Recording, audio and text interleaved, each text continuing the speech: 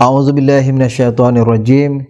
Bismillahirrahmanirrahim. Astaghfirullah rabbi wa atubu ilaih. Walhamdulillahirabbil alamin. Summa shalatu wassalamu ala asyrafil anbiya'i wal mursalin, habibina wa habibi rabbil alamin, Abil Qasim Muhammad wa ala alihi at-tayyibin at-tahirin al-ma'sumin al-muntajabin. Allahumma antikni bil huda wa alhimni at-taqwa. Amma ba'du, assalamualaikum warahmatullahi wabarakatuh.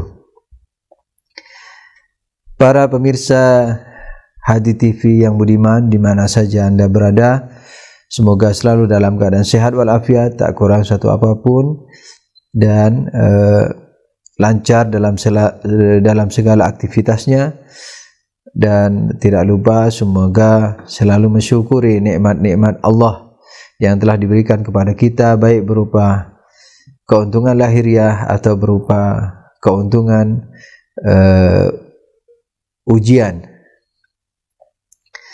Karena ujian sekalipun mungkin membuat kita sedih, tetapi dia merupakan kasih sayang Allah karena ingin menaikkan derajat hambanya.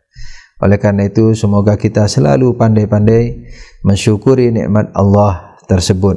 Amin ya rabbal alamin. Para pemirsa yang budiman, sebagaimana biasa, marilah kita bertabaruk dahulu sebelum memasuki pelajaran kita atau kajian kita tentang strukturalisasi akhlak. Marilah kita bertabaruk dengan riwayat dari Rasulullah sallallahu alaihi wasallam yang mana beliau bersabda, Bismillahirrahmanirrahim. Salasatun tastaghfiru lahumus samawati wal aradun wal malaikatu wal lailu wan nahar, al ulama wal muta'allimun wal askhiya. Yang artinya kurang lebih tiga golongan para malaikat memintakan ampun untuk mereka. Bukan hanya para malaikat, tetapi langit dan bumi serta siang dan malam memintakan ampun kepada tiga golongan. Yang pertama al-ulama, yang pertama adalah ulama, yang kedua al-muta'allimun, orang yang belajar, dan yang ketiga wal askhiya. Al-askhiya ini adalah orang yang dermawan. Jadi dalam riwayat ini Rasulullah sallallahu alaihi wasallam menyampaikan kepada kita bahwa langit dan bumi, malaikat serta siang dan malam memintakan ampun untuk tiga golongan ini selalu, yakni selalu memintakan ampun. Yang pertama ulama, yang kedua golongan pelajar, yang ketiga adalah al-askhiya, yakni golongan orang-orang dermawan. Nah, di sini ada beberapa hal yang baik untuk direnungkan, diberikan isyarat bahwa sebagaimana yang telah saya sampaikan sebelum ini, bahwa tidak ada benda apapun di muka bumi ini atau di alam semesta ini kecuali dia memiliki unsur non materi yang dikatakan atau sering dikenal dengan perkataan ruh atau dengan istilah ruh. Nah,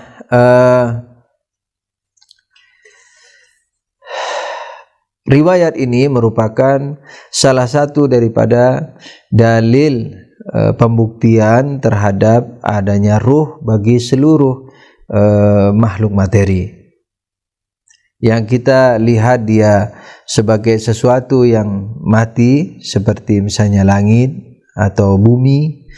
Bumi yakni termasuk tanah, bebatuan, pepohonan, apa saja yang ada dalam bumi ini. Begitu juga siang dan malam yang kita lihat dia sebagai benda mati. Nah, itu semuanya memiliki ruh, yakni tiada satu apapun dalam materi ini kecuali memiliki ruh. Pembuktian sederhananya sekedar mengingatkan daripada pelajaran yang telah lalu, yaitu antara atom-atom daripada materi ini memiliki gerakan yang sangat teratur. Misalnya elektron terhadap proton, bumi terhadap matahari, matahari melingkari atau berkelana di di antara alam-alam galaksi misalnya. Semua yang kita lihat ini, yang saya sebutkan tadi, salah satu contohnya, bergerak dengan sangat teratur. Nah, keteraturan itu tidak bisa kita katakan terjadi dengan tidak disengaja, serta-merta misalnya, atau tidak ada pengaturnya misalnya. Jadi gerakan itu karena teratur, maka pastilah ada penyengajanya, pengaturnya. Makanya dalam filsafat kita mengenal sudfah, yakni kejadian yang tidak teratur, tidak terulang. Jadi kejadian yang tidak teratur itu tidak terulang. Seperti kita memegang 3 kelereng warna misalnya merah, biru, dan kuning. Kalau kita lempar sesuka-suka, posisi daripada 3 kelereng itu dan 3 warna tersebut tidak mungkin sama, sekalipun sejuta lemparan. Nah, itu sebagai bukti bahwa ketidaksengajaan tidak mungkin terulang 2 kali. Sementara gerakan elektron terhadap proton, bumi terhadap matahari, matahari terhadap bumi atau terhadap galaksi yang lain, itu bukan hanya terulang 2 kali, tapi miliaran kali terulang. Oleh karena itu pengulangan ini tidak mungkin tanpa kesengajaan. Nah, kesengajaan ini tidak mungkin tanpa ilmu, karena menyengaja, yakni menyengaja terhadap apa yang diketahui. Kalau tidak diketahui, bagaimana kita menyengaja? Nah, jadi keteraturan gerakan menunjukkan kesengajaan, dan kesengajaan menunjukkan atau membuktikan adanya ilmu. Sementara ilmu adalah hadirnya hudur suratu syai'in fi syai'. Hadirnya gambaran sesuatu pada sesuatu. Hadirnya gambaran yang diketahui pada yang mengetahui. Nah, oleh karena itu kehadiran ini merupakan ciri daripada ilmu. Jadi kalau tidak hadir berarti tidak ada ilmu. Misalnya seperti para pemirsa yang tidak kenal keluarga saya, tidak mungkin menghadirkan misalnya wajah ayah saya misalnya. Nah, oleh karena itu Anda tidak memiliki ilmu. yakni Anda tidak memiliki ilmu tentang ayah saya atau wajah ayah saya, karena tidak hadir pada Anda. Oleh karena itu, ketidakhadiran adalah kejahilan dan kehadiran adalah ilmu. Keteraturan gerak menunjukkan ilmu, ilmu adalah kehadiran. Nah, sementara di dalam materi, proton dan neutron dan proton, jangankan neutron dan proton, proton yang bagian atas dengan bagian bawah saja tidak saling hadir. Jadi benda yang sangat kecil seperti atom saja, bagian yang satu dengan bagian yang lainnya tidak saling hadir. Kalau dirinya saja tidak saling hadir, bagaimana dia mengetahui dirinya? Kalau dirinya saja tidak diketahui, bagaimana bisa mengetahui sesuatu yang lain sehingga dia sengaja? Sehingga dia menyengaja kepada yang dia ketahui itu. Dengan demikian, materi ini tidak memiliki ilmu. Karena hakikat dirinya adalah keberceraian, tercerai-berai, tidak ada kehadiran. Tapi karena kita lihat bahwa elektron berputar mengelilingi proton, katakanlah begitu, dengan teratur, bumi mengelilingi matahari siang dan malam, terus begitu ini teratur gerakannya. Nah, sudah pasti ada ilmu, ada kesengajaan. Kalau ada kesengajaan, ada ilmu terhadap yang disengaja tersebut. Nah, kalau ada ilmu berarti ada kehadiran. Sementara materi hakikatnya ketidakhadiran. Oleh karena itu berarti di dalam materi ini, di dalam atom-atom ini, atau di dalam bumi ini, atau di dalam matahari atau galaksi, bebatuan, apa saja, berarti terdapat unsur lain. Nah, unsur lain itulah yang kita katakan sebagai non-materi, wujud non-materi. Karena kalau materi hakikatnya ketercerai-beraian, tidak ada kehadiran, tidak ada ilmu berarti. Kalau tidak ada ilmu, tidak ada kesengajaan. Kalau tidak ada kesengajaan, tidak ada pengulangan gerakan. Oleh karena itu, di dalam materi ini, seluruh materi apa saja itu terdapat ruh. yakni ruh ini adalah unsur non materi. Dialah yang mengatur gerakannya daripada gerakan-gerakan yang ada. Sudah tentu dengan penciptaan, izin dan rahmat dari Allah Subhanahu wa taala. Nah, oleh karena itu bukan hanya manusia yang memiliki ruh, bukan hanya binatang yang memiliki ruh, tetapi pepohonan, batu, air, bumi, matahari, siang, malam, semua memiliki ruh. Nah, oleh karena itu dalam Al-Quran dikatakan apa? Bahwa semua yang ada di langit dan di bumi, semuanya bertasbih kepada Allah. Nah, tetapi kalian tidak mengerti tasbih mereka. Nah, tasbih ini memang sesuai dengan tasbih, yakni apa? Bertasbih kepada Allah, mensucikan Allah. Bukan sebagaimana yang dikatakan oleh muslimin yang materialistis pandangannya, yang mengatakan bahwa tasbihnya api yakni panas, membakar. Kalau tasbihnya api panas membakar, berarti dia tidak memuja Allah, tidak bertasbih kepada Allah. Ini sudah keluar dari makna lahir. Nah, yang kedua, kalau tasbihnya api itu panas membakar, kita tahu dengan mudah, tidak perlu belajar. Sementara Allah mengatakan akan tetapi kalian tidak mengerti tasbih mereka. Nah, Allah mengatakan bahwa kalian tidak mengerti tasbih mereka, apa yang diucapkan mereka dan seterusnya. Oleh karena itu berarti bukan yang ditafsirkan secara materialistis, bahwa misalnya air mengalir ke bawah katanya, angin bertiup, pohon kalau kena tiup angin dia bergoyang dan seterusnya, itu dianggap tasbih. Itu bukan tasbih, karena kita tahu, dan tasbih itu juga artinya adalah memuja Allah Subhanahu wa taala. Kalau seandainya taat saja masih bisa lah ditakwilkan ke yang ditakwilkan tadi, misalnya semua taat kepada Allah, bisa saja begitu.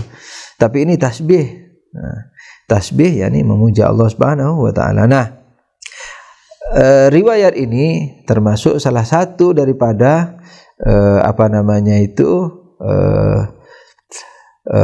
bukti bahwa semua benda memiliki ruh dan ruhnya bertasbih.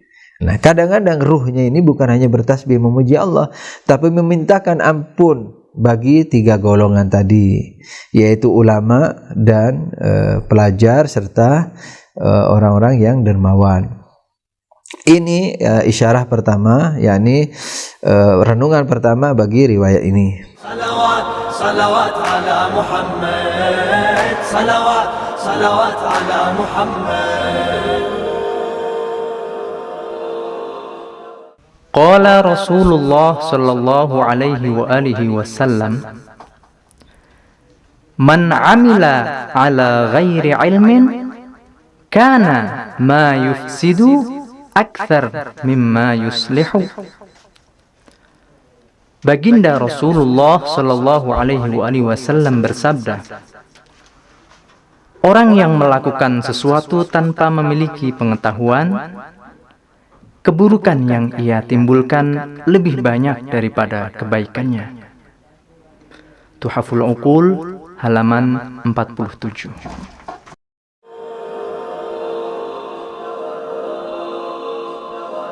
Bagi riwayat ini. Yang kedua,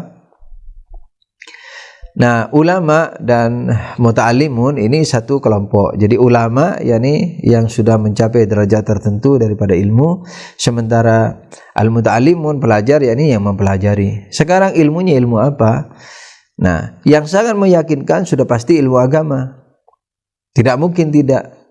Nah, sementara ilmu-ilmu lain kita ragu, seperti misalnya matematika, fisika dan seterusnya, apakah mereka termasuk ekstensi atau misdak atau wujud, bagian wujud daripada ulama atau pelajar di sini. Nah, kita ragu apakah mereka masuk atau tidak. Akan tapi yang jelas, yang sudah pasti bahwa ulama itu adalah yang sering digunakan adalah untuk ilmuwan agama. Pelajar berarti juga pelajar agama. Jadi masuk tidak masuknya golongan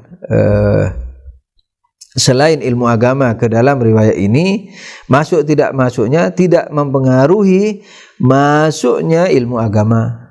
Ini alim terhadap ilmu agama, pelajar terhadap ilmu agama. Jadi ilmu agama, yakni alim agamawan, pelajar agamawan, yakni pelajar agama, ilmu-ilmu agama itu pasti masuk dalam maksud yang dimaksudkan Rasulullah SAW. Nah, oleh karena itu berarti ulama agama kemudian pelajar agama itu merupakan dua golongan yang malaikat langit bumi siang malam memintakan ampun untuk, yakni siang dan malam, bukan memintakan ampun siang dan malam, yakni termasuk siang dan malam juga memintakan ampun untuk dua golongan ini. Sedangkan golongan yang ketiga adalah dermawan. Oleh karena itu kalau ada riwayat lain mengatakan misalnya dikatakan bahwa bersedekah itu misalnya membantu orang misalnya adalah dengan berusaha sekuat tenaga, yakni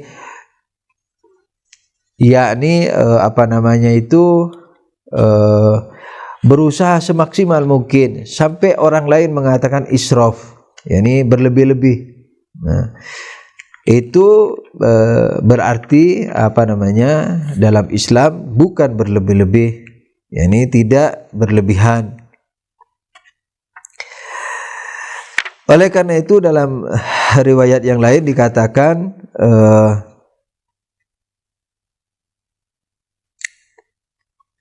amma sadaqah. Jadi Rasulullah pernah mengatakan amma sadaqah fajuhdak juhdak hatta yuqal qad asraftah wa lam tusrif, yakni wa lam tusrif. Untuk bersedekah maka berbanyak-banyaklah, yakni perbanyaklah sedekah. Juhdak, jadi berusahalah terus untuk berinfak sampai orang mengatakan kamu telah berlebih-lebih dalam menginfakkan hartamu di jalan Allah, dalam arti menyumbang dan seterusnya. Padahal kata Rasulullah walam tusrif, jadi kamu tidak israf, tidak berlebih-lebih dalam bersedekah. Nah, dermawan di sini adalah yakni yang murah hati, tangannya terbuka, selalu menolong orang dan seterusnya, sehingga mungkin dikatakan oleh orang lain dia telah berlebihan, telah israf yakni berlebih-lebih dalam menolong orang. Padahal kata Rasulullah walam tusrif, kamu tidak israf. Jadi demikian para pemirsa, tabarruk kita kesimpulannya adalah dalam tiga hal ini, dalam tiga golongan ini, yakni ulama dan pelajar, kemudian ulama agama dan pelajar agama serta dermawan selalu dimintai ampun, dimintakan ampun oleh malaikat langit bumi dan begitu juga siang dan malam. Untuk kajian kita yang struktur akhlak, yakni strukturalisasi akhlak, kita sampai kepada catatan keempat, di mana dalam catatan keempat adalah pernyataan bahwa atau kenyataan adanya perbedaan penggunaan akal bagi laki-laki dan perempuan. Jadi pada umumnya laki-laki cenderung menggunakan akal dan pada umumnya perempuan menggunakan perasaan. Perasaan yakni selain daya akal, yaitu apa? Yang terungkap dalam 3 daya. Yang pertama adalah daya emosi, kemudian daya lezat, kemudian daya angan-angan atau wahmi. Nah, kenyataan ini tidak bisa dipungkiri. Oleh karena itu, sekalipun mungkin di dalam kelas, misalnya seorang perempuan mungkin juara 1, misalnya juara kelas, dan laki-laki di situ kalah sama dia, tapi dalam menghadapi kehidupan, pasti yang lebih cepat terinteraksi adalah si perempuan itu. Jadi setidaknya pada umumnya, mungkin dalam 1-2 itu terdapat pengecualian, tapi pada umumnya ketika menghadapi masalah itu lebih cepat perempuan menggunakan emosinya, yakni emosi, daya lezat dan angan-angannya. Sekarang catatan kelima adalah hikmah yang ada di dalam perbedaan itu. Karena Allah Subhanahu wa taala dengan maha bijaknya mencipta kita dalam keberbedaan ini. Oleh karena itu, para pemirsa yang budiman, malah kalau kita lihat, ini seandainya Allah itu menyamakan kecenderungan ini, maka pasti akan terjadi ketimpangan, ketidakteraturan dalam kehidupan.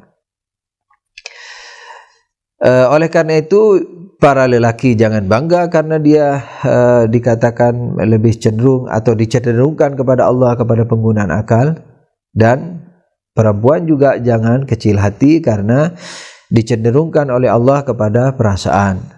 Hal itu semua ada hikmahnya. Tugas kita adalah mencari perbedaannya ini, kemudian mencari hikmahnya, kemudian mengerem atau meminimalisir keburukannya, yakni efek sampingnya. Sebab ciptaan tidak ada yang buruk, tapi efek samping itu ada. Oleh karena itu Allah mengatakan, a'udzubillahi minasyaitonirrajim, qul a'udzu birabbil falaq min syarri ma khalaq. Yani berlindunglah kepada Allah dari keburukan yang Dia cipta. Jadi keburukan yang Dia cipta itu bukan buruk, sebab Allah tidak pernah mencipta yang buruk. Tapi efek samping ada. Katakanlah seperti api. Allah mencipta api untuk keperluan manusia, katakanlah memasak dan seterusnya. Tapi punya efek samping. Yani kalau kita enggak hati-hati, rumah kita bisa terbakar. Min syarri ma khalaq, dari keburukan apa yang Dia cipta, maksudnya efek samping yang buruk yang ada pada penciptaannya yang baik. Nah, perbedaan penggunaan akal bagi laki-laki perempuan ini, setelah kita sadari kenyataannya, tidak perlu diingkari, tidak perlu bangga sebagiannya, tidak perlu juga sedih sebagiannya. Nah, oleh karena itu tugas kita apa? Mencari hikmahnya. Pertama, tidak bisa diingkari bahwasanya lelaki banyak bekerja di luar, yakni aktivitas lelaki umumnya adalah di luar dan seyogianya memang di luar rumah. Karena ia harus mencari nafkah. Dia yang bertanggung jawab untuk mencari makanan untuk anak-anaknya, untuk istrinya, kesejahteraan keluarganya dan seterusnya. Maka itu dia banyak bekerja di luar rumah, aktivitasnya di luar rumah. Manakala di luar rumah, maka sudah pasti kalau kecenderungannya itu adalah perasaan, hampir pasti banyak gagalnya.